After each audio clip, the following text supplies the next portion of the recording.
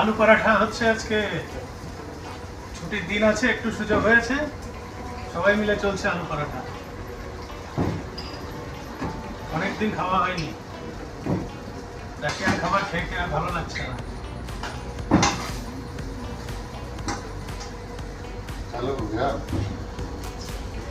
আজকে একটু পেট ভরে খেতে হবে আলু পরাঠা, সাথে দই।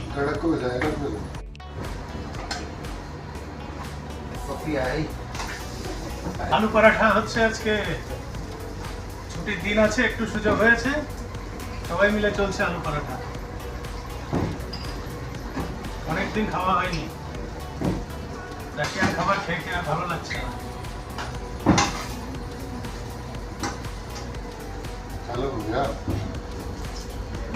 আজকে একটু পেট ভরে খেতে হবে আলু পরাঠা, সাথে দই।